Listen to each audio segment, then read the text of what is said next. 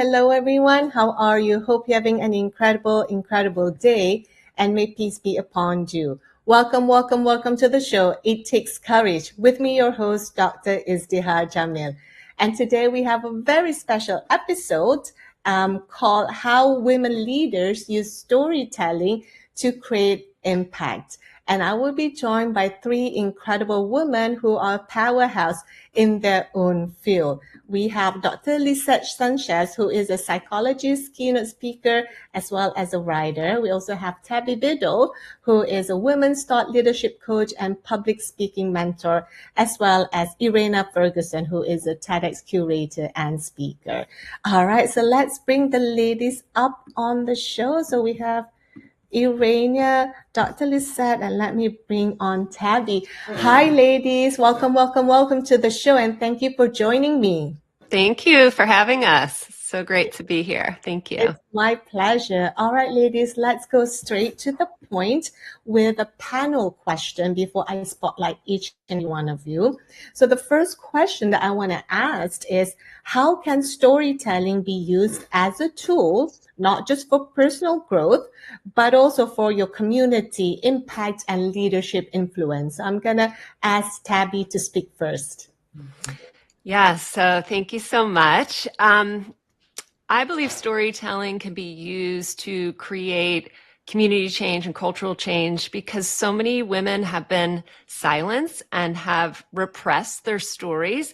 And so the truth of our lived experience hasn't necessarily been shared or honored. And so when a woman chooses to tell the truth of her lived experience, that automatically starts shifting communities, workplaces, cultures, because she's not shrinking herself to kind of a patriarchal norm, which many of our workplaces, communities, society has been set up to kind of perpetuate, right, those norms. So when a woman tells her story, just by showing up in that truth, she's making a shift. Brilliant. And showing up by sharing her truth. Like each one of us has different ways of showing our truth or telling your story. So not one of us are the same. Some of us writes better. Some of us prefer speaking. Some of us prefer prayer. Some of us prefer like a one-on-one conversation. Some of us prefer speaking on stage.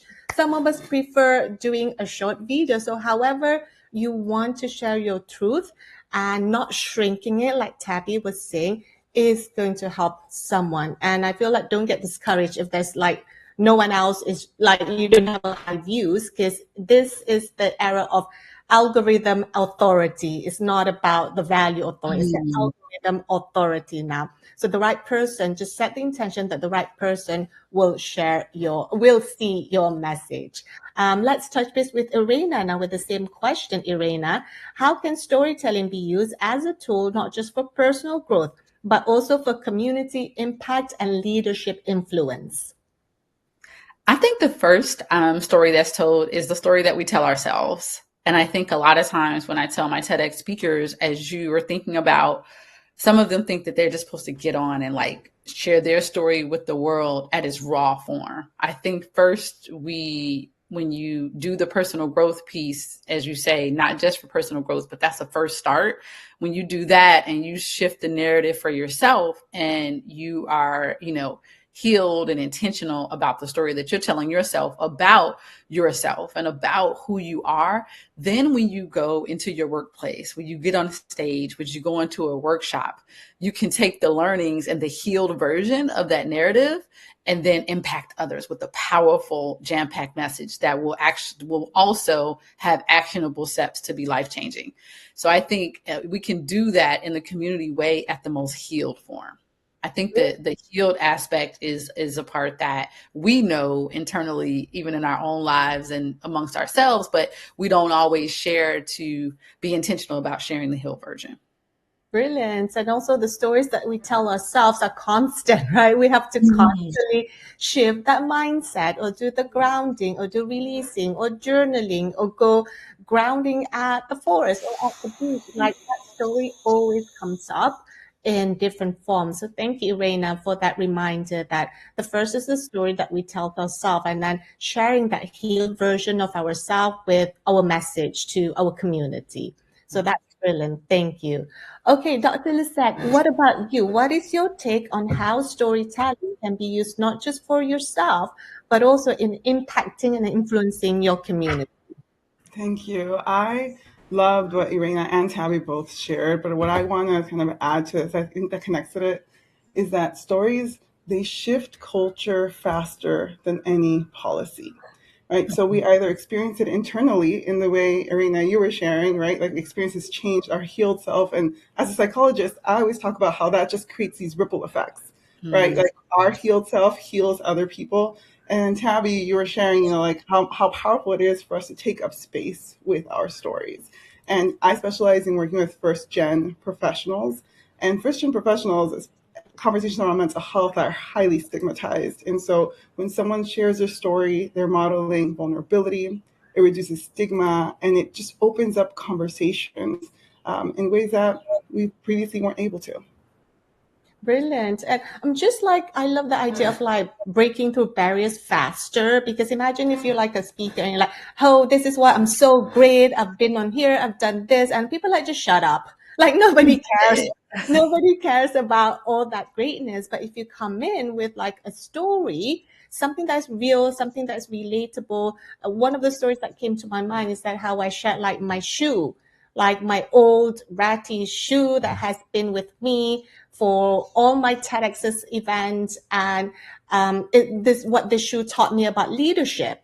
And when I went to events, they're like, is that the shoe that you talked about in your email? Is that the shoe that you talked about, in your social media? So it's just something real, something relatable about, a shoe that doesn't have to be fancy, shiny, expensive, but it's reliable, it's comfortable, that kind of thing. So I love the idea of like breaking the barrier faster with stories versus how great we are and all the things that we accomplished on. Like nobody cares about all those things. They care about how we connecting the tissue of it, and that's the story. All right, so Dr. Lisette and Tabby, I'm going to pop you in the green room for a minute while I kind of like have a quick conversation with Irena, and then I'll bring you back up, okay? All right. Let's pop Tabby and Dr. Lisette. Okay, Irena, so let's go straight to the point with your question. You've curated 7 TEDx events. What makes a story resonate with audience and inspire action? Yes, I curated number 8 now, if you can believe it, 4 weeks ago. And what I find is that what really resonates with the audience is an actionable takeaway that can be transformational.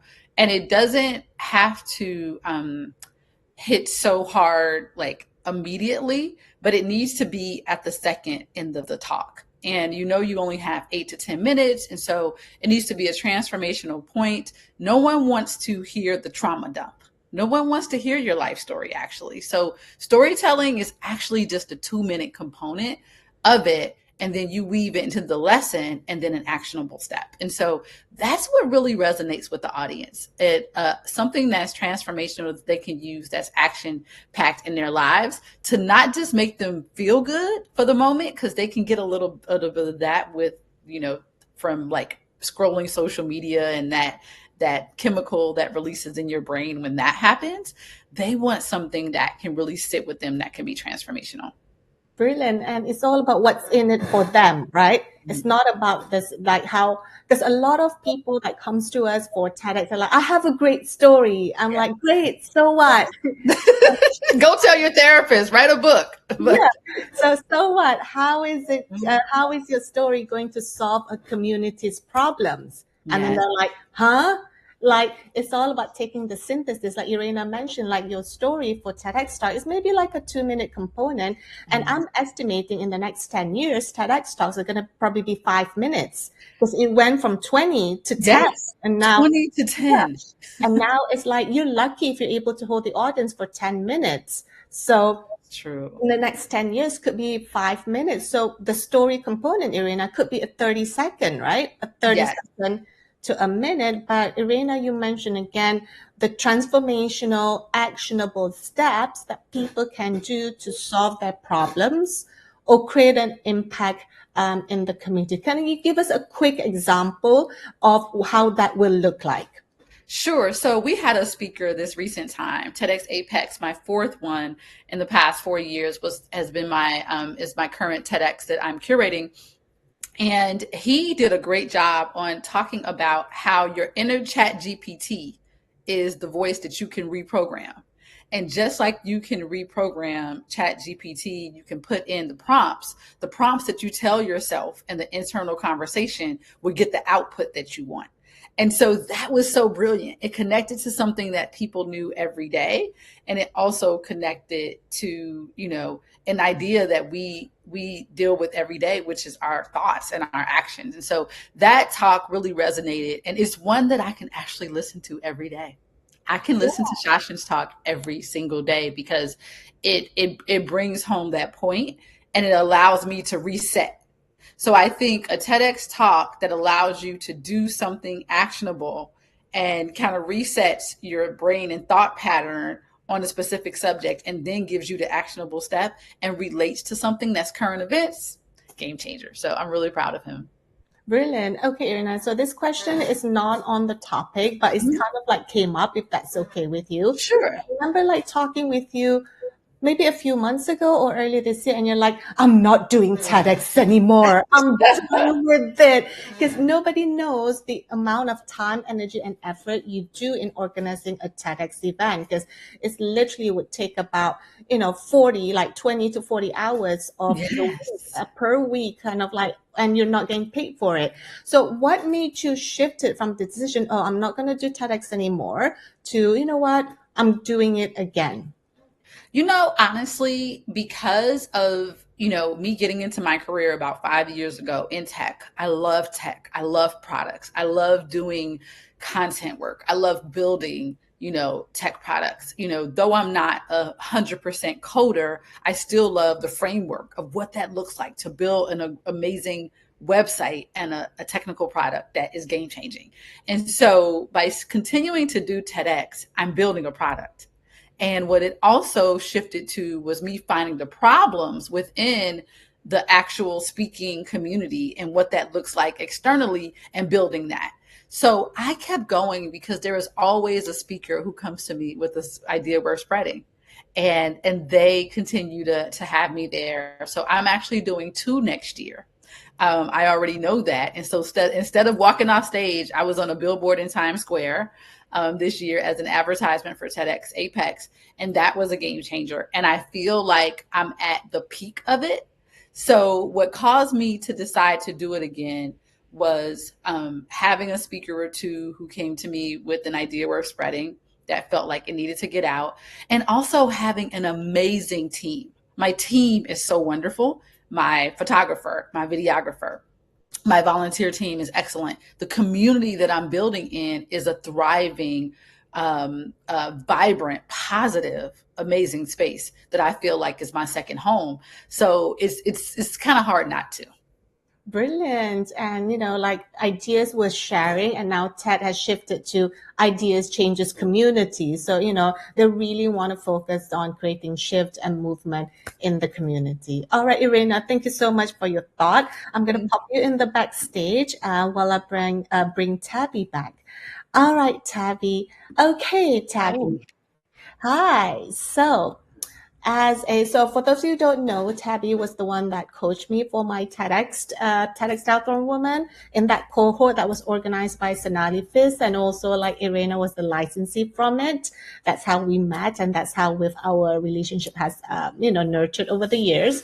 So Tabby, what are the key steps for women to clarify their message and turn it into a compelling talk? Yeah, so I think the first step is listening inward. And I've seen it over the years happen with women in two ways. Either it's their story that is wanting to be told. And so then what we have to do is find the message within the story, which is really what Irena was speaking about earlier. We don't want to know your whole life story, but we want to know what's the insight, what's the message inside the story. So if she listens inward and she's like, I really want to tell this story, it's ready to be told.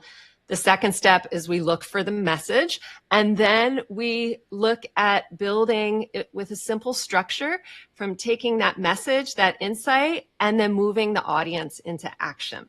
Okay.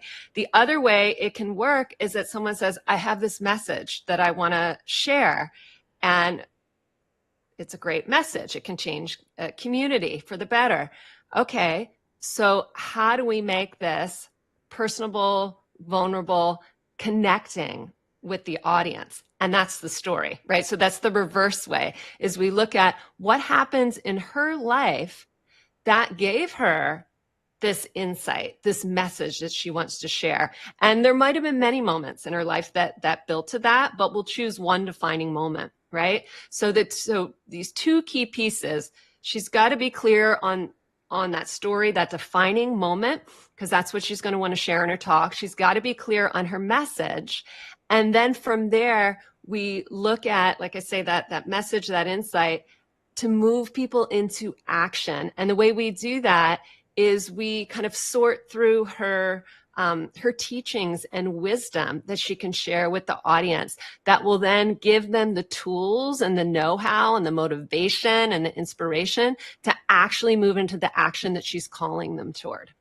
Brilliant. So choose one defining moment. And this would be the hardest thing for any leaders, because they have so many and it's hard to choose from one. But what I've learned is that commit to one. And if it's not the right one will be revealed to you.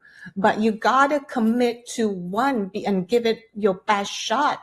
And I feel like every defining moment has its home, right, Tabby? It's not like, it's like, you can't speak about it anymore. It has its home, it has its purpose, and you'll be shown or guided to when and where to use the defining moment. So what Tabby said, use that defining moment, look at the message and what are the lessons, what are the message that can move an audience. And I feel like one more thing from me, if I may contribute, is what worked for me, especially with my TEDx talk. Like, I'm like, oh my goodness, I've got my TEDx talk. And I'm like, I hate speaking on stage because I was so terrified of it.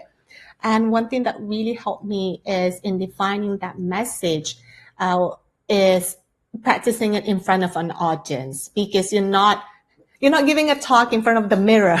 You're giving a talk for an audience and then listening to feedback and making adjustments. And one of the things Dr. Liz had mentioned earlier, how I was able to condense a lot of things shorter with my TEDx talk, is because I listened to the feedback and what resonated, what not resonated, and just cut through the fat and go straight to the point. Okay, Tabby, the next question for you is, how can we develop a clear, confident voice through storytelling and help women step into paid speaking opportunities and thought leadership roles? Yeah. Okay. I love that question.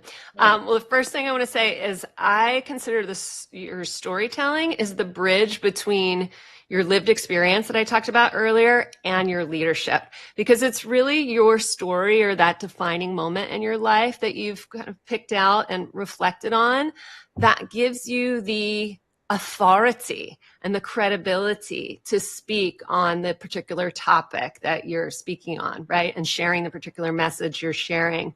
So when a woman is clear about that defining moment for her, and she starts practicing it aloud, first to herself, then, as you said, to an audience, maybe to a close friend at first, and then maybe expanding it to a few other friends and colleagues, right? And bit by bit, getting more and more comfortable sharing that story or that part of her life, that's where she develops the confidence. And then when she weaves that into her talk, that's when audiences begin to lean in and trust her because they feel her authenticity. They feel her truth. Really, like, truth resonates at a high frequency. And even though people might not have words for what's happening, right? You've been in those audiences, right, where there's a speaker who's really speaking from their truth, and they've got you. You're with them, and it's nourishing, right? Because that high frequency is nourishing for all of us. So those kinds of things are actually what help women get booked. Yes, you have to have a clear message, 100%. You have to offer value to the audience. I think you touched on it earlier, right? We're there as speakers in service to the audience. And so if you want to get hired by a certain conference or event host or corporation, you have to make it very clear in your speaker pitch, what is the value you're offering their audience, right? What are the outcomes? How are you changing let's say, you're pitching to a corporation. How are you helping their employees become better workers, right? Become better decision makers? How might you help them in their well-being so that they are productive and innovative and creative, right? So those are elements that factor into being a bookable, and particularly a bookable paid speaker. Yeah, absolutely. So like knowing, what to pitch and getting clear of the message. And, sometimes you're like, oh no, I'm not getting paid speaking. Sometimes like one person told me before that just say yes to everything. And because when you say yes, I mean, obviously it's not probably the best advice because you have a lot of things going on. You probably want to be intentional. But when you say yes to something that is unpaid for the first time, you never know who is in the audience that is going to hire you. And you want to set the intention, because a lot of leaders that I find, and quite a few of them are like, I just want the paid one. I'm not going to care about anything else, which means in a way they missed opportunity to get in front of an audience. At least for me, I said yes to even the non-paid one, because that I knew that's going to lead to a paid one, because I'm intentional and clear about the message. And what Tabby was saying, what is the value you're giving to the organization? So like for me, for example, if I work to leaders, it's storytelling for authority and impact. But for corporate, I can say storytelling that's going to 10 times your sales because of trust, relationship, and conversion.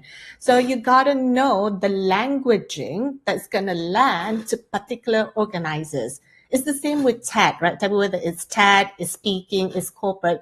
What is the language that's going to land to the organizers? And I feel like the ones that is the most converting is the one with the less words. Like sometimes it's like 7 to 10 words. Hey, would you like this? That, yeah, let's have a chat. It's the one that have the last word versus the 7-day preparation proposal that goes, nobody cares about that one. So thank you so much for that perspective, Tepi. And I will pop you in the green room for a moment, and then we'll come back together as a panel. Great. Okay, just a second. All right, let me bring in Dr. Lisette. Hi, Dr. Lisette. And I wanted to ask you, how can first-generation professionals overcome imposter syndrome and cultural barriers to confidently share their stories? Thank you. Yes. So something that I want to start with, and I always say, so imposter syndrome is a term we learned, but it's actually a phenomenon, and it's how it was originally coined. It's a phenomenon because we are reacting to a system, or we're reacting to different societal expectations or cues, right? When you walk into a new workplace setting for the first time and you look around and you notice that maybe you're the only person who looks like you in that space. Or maybe you look at the pictures of all of the past presidents, you're like, no one looks like me or looks like any version of me or my culture. It can start to feel like, maybe do I belong here? You start to feel that pressure of, well, I have to prove myself. Like, what does that look like? So I'm going to share a quick framework that I talk through during my speaking engagements, that can begin to help us break out of this imposter thought loop, is what I call it. We get stuck in this imposter thought loop. So it's the loop method. So the L is for letting go of perfection. So often we get stuck in these imposters loops because we're so focused on, if it's not perfect, then that means that I'm not enough. So breaking that thought pattern. So letting go of that, taking action. The second one is own your wins. Whenever I do talks on the imposter phenomenon, what I notice is that a lot of people have a very hard time identifying things that they do well, but they can very easily identify their their weaknesses, their areas of growth, challenges that they have. I'm like, well, what do you do well? Not what you're an expert in. It's a struggle. So own your wins. And owning your wins is, earlier we were talking about that internal narrative that you have. So owning your wins is part of that internal narrative, starting to shift how you view yourself. The second O is open up to support. So ask for help. We get stuck again and we have to be perfect. We have to do it all on our own. And that's really not the best path to success when it comes to most settings. And I share this as someone who truly values community, and I view community as a strategy, as this big system of, like, the reason I am where I am a first-gen professional is because of community and different communities I had at different times. So open up for support, ask for help. It does not mean you're a fraud if you ask for help. And the last one is, the P is practice self-compassion. And, self-compassion, as a psychologist, like, the way we talk to ourselves makes a big, big difference. And one of my favorite affirmations is, it's not what I say out loud that determines my life. It's what I whisper to myself that has the most power. So how are you speaking to yourself? Are you practicing self-compassion? Are you acknowledging, wow, that was a really hard day, tomorrow's a new day? Or are you being very critical with yourself and calling yourself a failure for learning?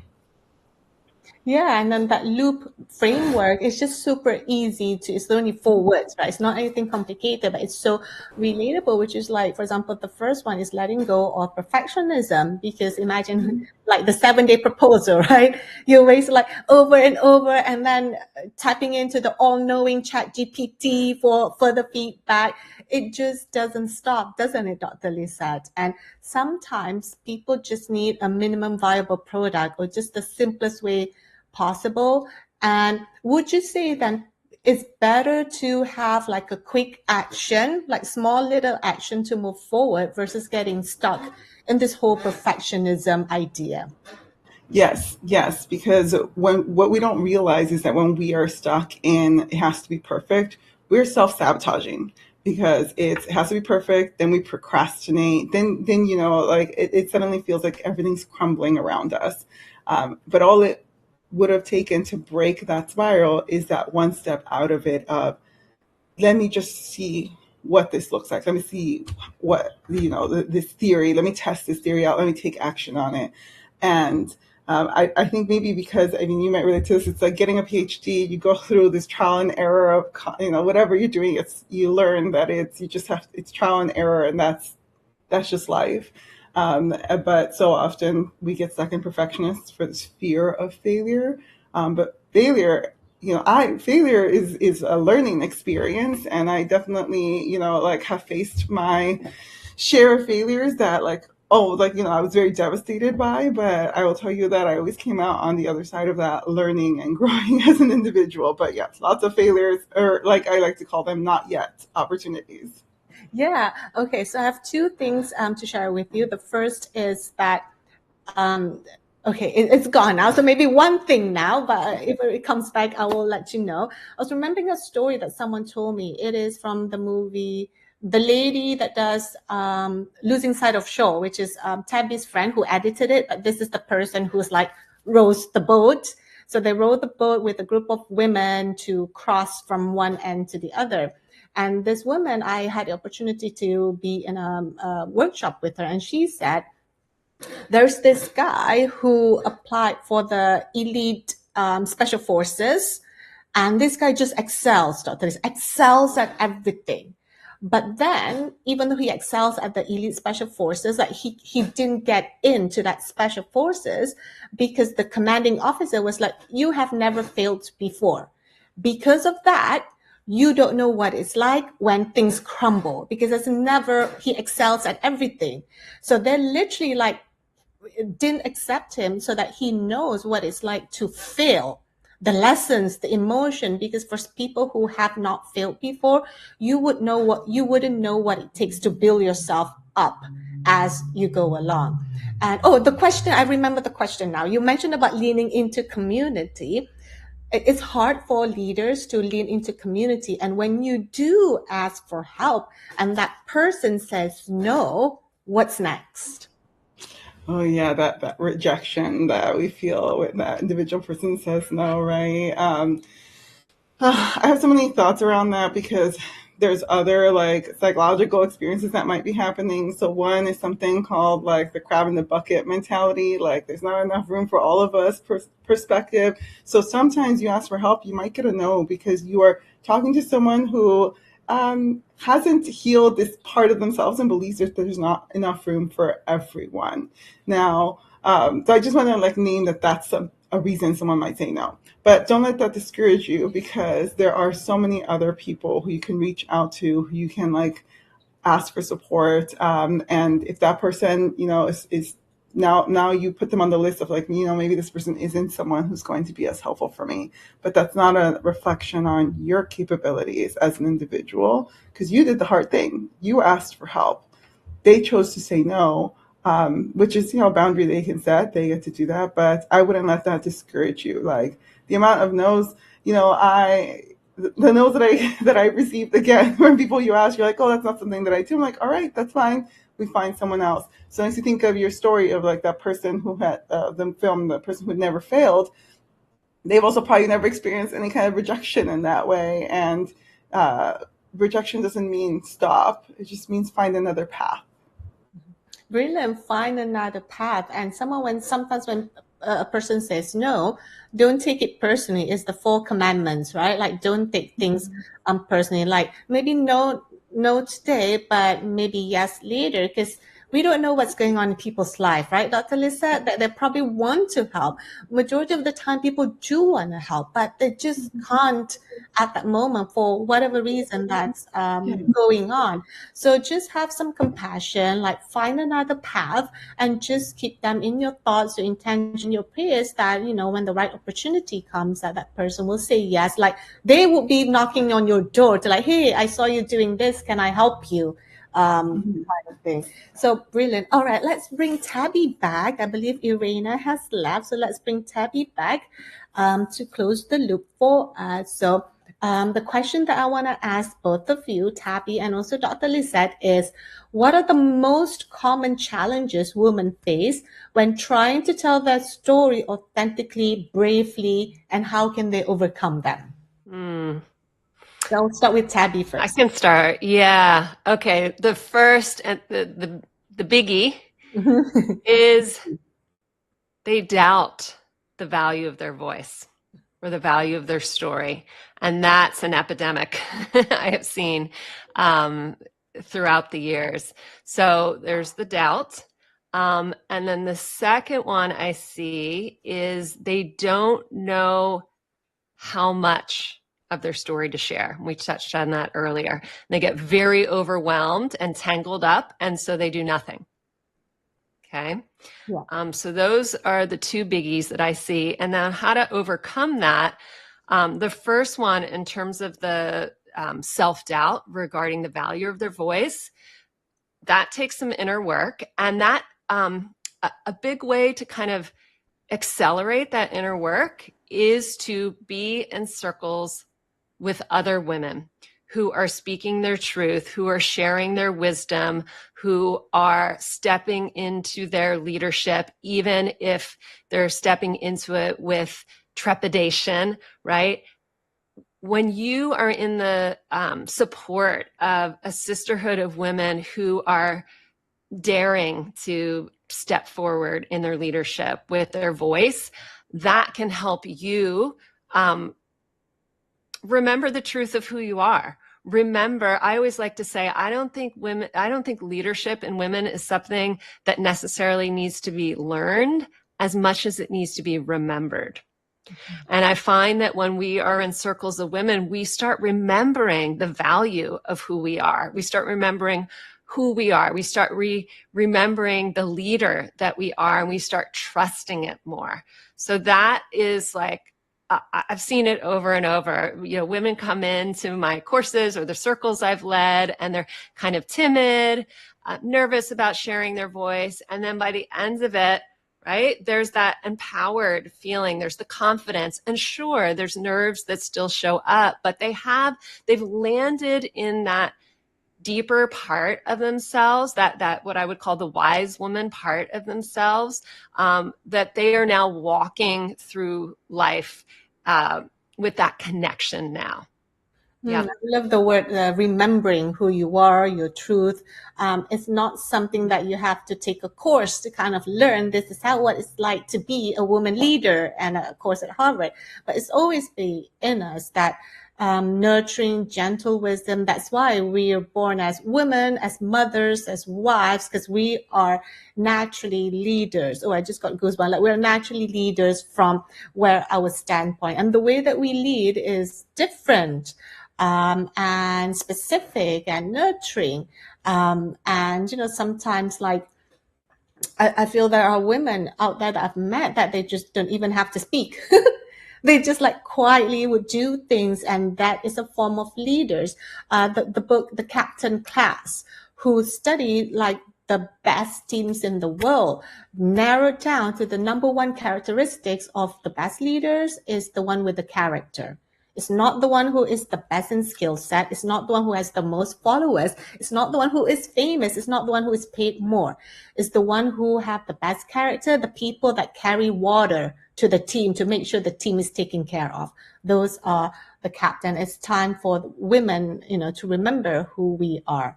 Dr. Lisa, what about yourself? What are the common challenges that women face in sharing their stories, and also how to overcome them?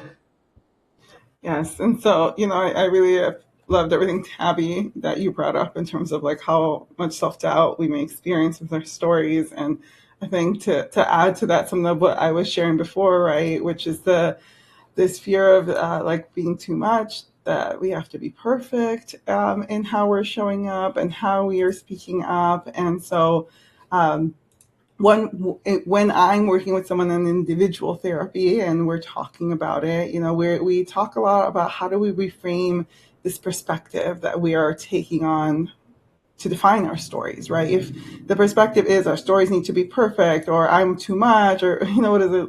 We have to shift that. So challenging that sense of perfection.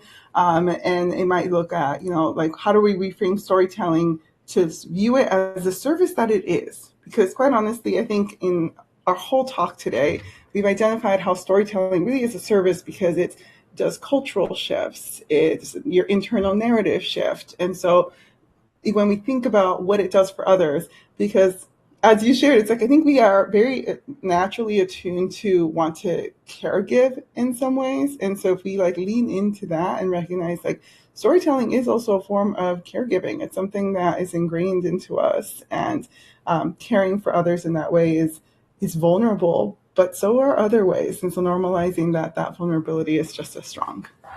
Brilliant. And, you know, showing that, you know, vulnerability and caring, and some things maybe reframing it. And I was just having a conversation with my friend Laura yesterday, and they're like, you know, this people are like, let me reframe this for you. And she was like, like, go away. I don't want to be reframed in a way, because these are my strengths. Whatever strengths that you have, whether you're organized, you're motivated, you're just like a go-getter, we don't want to be reframed in that perspective, because it's sometimes it's just easier to harness your strength versus tone it down and then build up your weakness, because building up the weakness is takes me a little bit longer to build up the weaknesses. But the point is, like what Dr. Lisa mentioned, what you tell yourself, right? Those are the things that are not being of service to you, needs to be gone through the loop method, and reevaluating them bit by bit, as if it's serving you or is it not. All right, ladies, let's wrap up with this final question that we have and give our viewers some actionable, practical tips that they can do today to start sharing their stories bravely, impactfully, and influentially. So we'll start with Tabby. Yeah, sure. Okay, so the first thing is to listen inward, as I shared earlier. What's the message that you're wanting to share, right? So that's your first step. Second step, what have you experienced in your life that brought you to this awareness of the message that you want to share, right? And there might be a bunch of defining moments, as we talked about, but just pick one, right? And then practice saying these two things aloud, the message you want to share and a little bit about that story, that defining moment. Say it aloud to yourself, then say it to a friend, then say it to a couple other friends or colleagues, and start getting comfortable and grounded in sharing this. And you may be surprised that you may be naming things that your friends or your colleagues have experienced themselves, but they've never been able to find language for it, right? Or maybe they felt ashamed to speak about something, and you've now lifted it out into the light, which has helped give them some freedom and some hope, right? So be true to yourself, that message and your story, and start speaking about it. It doesn't need to be perfect. It doesn't need to be perfect. Just start speaking about it. Brilliant. And start speaking about it is what's going to help impact the community, whether it's just a line, whether it's just a short reel, whether it's in a book, whether it's like, however way that you want to, or conversation 101, start speaking your insights in a way that is going to benefit them. Remember, it's like, what's in it for them, rather than like 10 years ago, and then 9 years ago, and then 8 years, like really nobody cares, right? Like what's in it for them? Like that is also an art. Storytelling is an art, to where to start, how to draw in value. But like Tabby said, have a reflection, choose one defining moment. And if you can't, if you have too many and you're not sure which one, go through the loop method that Dr. Lisette mentioned, because you don't want to get stuck on perfection. Choose one defining moment story and commit to it. If it's not the right one will be shown to you, and start sharing about it. All right, Dr. Lisette, what about you? What is very brief, practical, actionable steps that viewers can take today to start sharing their stories with courage, bravery, and influence? Yeah, so I just start sharing it. I love that you all both are reiterating that. And so someone say something like, when I started on this journey of speaking, first of all, like public speaking, all of it is storytelling. I kept having this thought of, I'm doing this to find my voice. I'm finding my voice and figuring it out. That's sort of the internal dialogue that I had.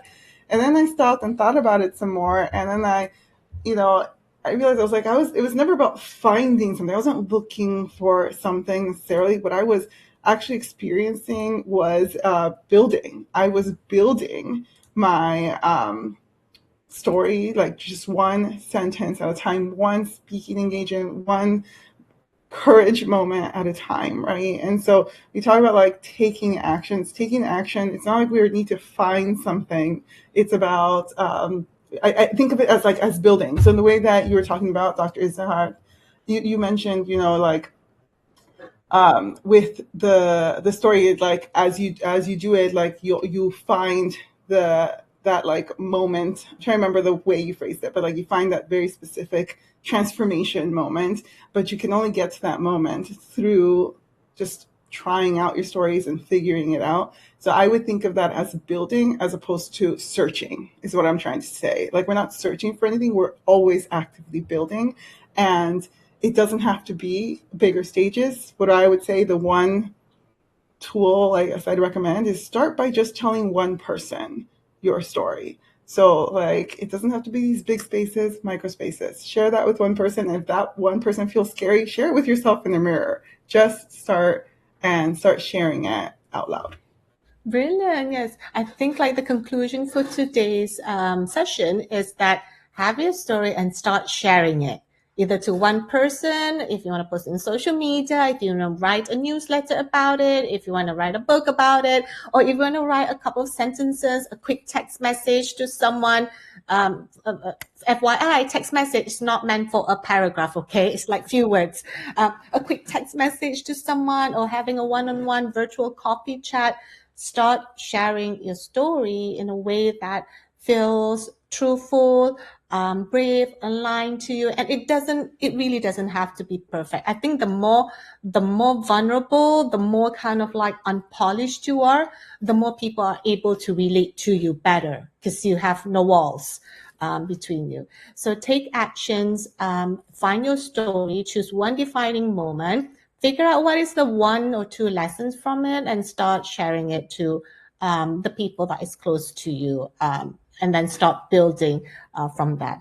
All right, ladies, thank you so much for joining me today. Tabby, Dr. Lisette, as well as Irena, for sharing on how storytelling and how women leaders can use storytelling to make an impact in the community. Thank you for being here with me, your host, Dr. Izdiha Jamil. And remember, it takes courage when you share your story out, reflecting first to yourself and then sharing it out to the world. Take care, everybody. May peace be upon you. All right, Tabby and Dr. Lisette, let's say goodbye to everyone.